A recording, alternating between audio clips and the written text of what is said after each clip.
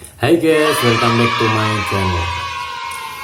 Nah, pada kesempatan kali ini kita akan bahas satu tema saja, yakni hukum Gosen. Nah, gitu ya guys. Nah, tapi sayangnya Gosen ini juga membuat beberapa pemikiran, yakni nanti akan menghasilkan dua hukum, yakni hukum Gosen 1 dan hukum Gosen 2. Nah, hukum Gosen ini masih masuk di dalam teori konsumsi. Oleh karena itu saya buat thumbnailnya ya sama aja ya, biar teman-teman yang mau belajar dapat fokus pada beberapa materi inti. Nah itu ya guys.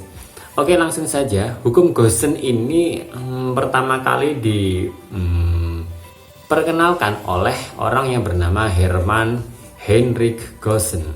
Nah, seorang ahli ekonomi berkebangsaan Jerman. Nah, ini orangnya.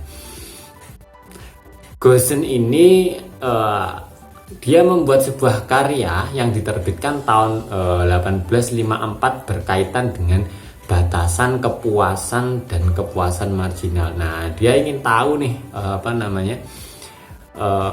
di dalam mengkonsumsi barang ternyata seseorang itu memiliki titik jenuh tertentu dan semua orang seperti itu.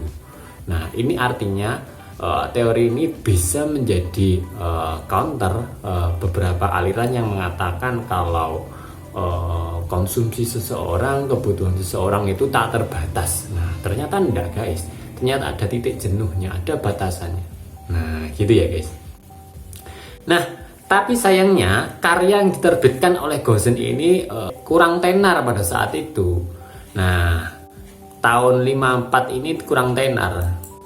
Dia mulai tenar ketika pemikiran Gosen ini dibuat pengantar dalam sebuah buku yang dikarang oleh William Stanley Jevons. Nah, dia itu ahli teori of political economics dari Inggris. Nah, dia tenar banget sehingga ketika pemikiran Gosen ini dibuat pengantar dalam bukunya, akhirnya semua orang tahu karya Gosen ini. Nah, pada saat itulah tahun 1871 inilah hukum Gosen mulai diakui dunia. Nah, gitu ya guys singkatnya. Jadi kayak gitu. Nah, kita awalnya berangkat dari hukum Gosen 1 ini guys. Nah, hukum Gosen 1 ini bisa juga dikatakan hukum guna vertikal atau kepuasan marginal. Nah, marginal ini nilai tambah ya guys. Istilah di dalam ekonomi itu marginal. Nah, kenapa kok dia dikatakan vertikal? Karena hanya membahas pemuasan satu macam barang saja. Nah, gitu guys. Pada titik jenuh tertentu nilai pertambahan kepuasan akan semakin menurun. Nah, istilahnya kayak gini. Jika pemenuhan kebutuhan akan suatu barang dilakukan secara terus-menerus, maka rasa nikmatnya atau tingkat kepuasannya mula-mula akan tinggi. Namun pada titik jenuh tertentu kenikmatan atau kepuasan tersebut akan semakin menurun. Nah, sehingga ada batasannya, ada titik jenuhnya guys. Nah, contohnya kayak gini guys. Misalkan ketika kalian baru berolahraga nih, kalian kan haus banget, sehingga kalian berusaha untuk menutupi kehausan itu dengan meminum 1 gelas air putih gitu.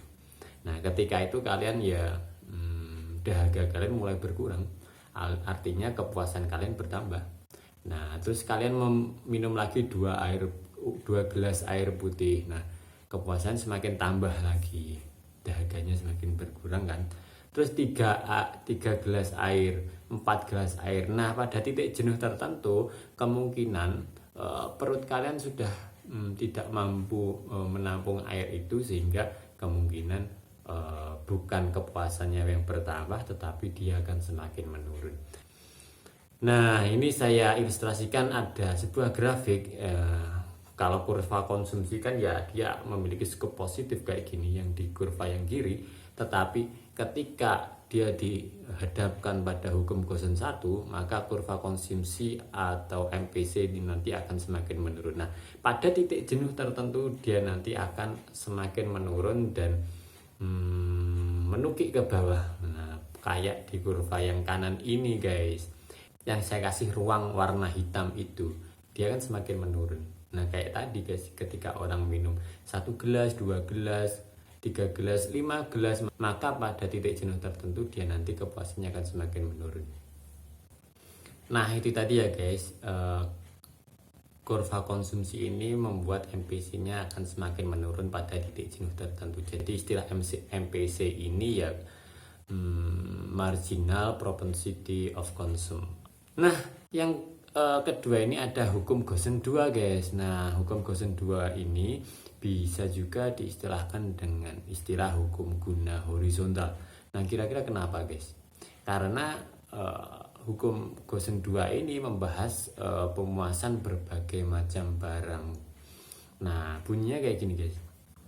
Manusia akan berusaha memenuhi bermacam-macam barang yang diinginkan. Namun pada saat titik jenuh tertentu, semua kebutuhan yang sudah didapatkan akan memiliki intensitas yang sama guys. Nah misalkan ketika kalian makan pas buka puasa, kalian pasti ingin es teh, ingin es buah, ingin es campur. Nah ketika makan pun juga kayak gitu, ingin rendang, ingin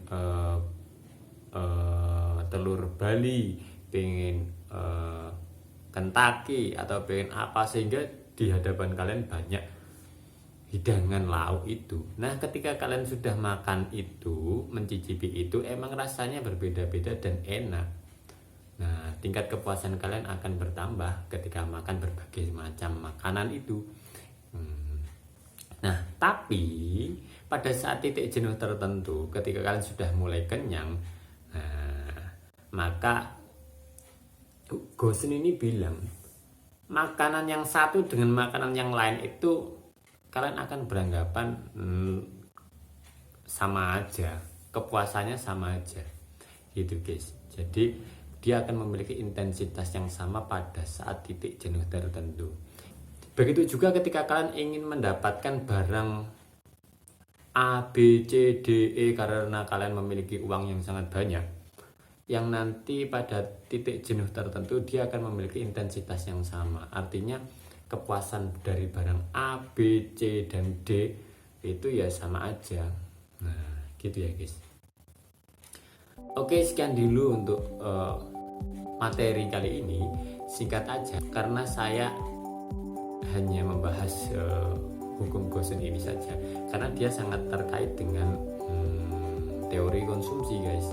Nah bagi kalian yang menganggap video ini bermanfaat, kalian bisa bantu like, share, dan subscribe channel ini. Sampai ketemu di video selanjutnya. See you.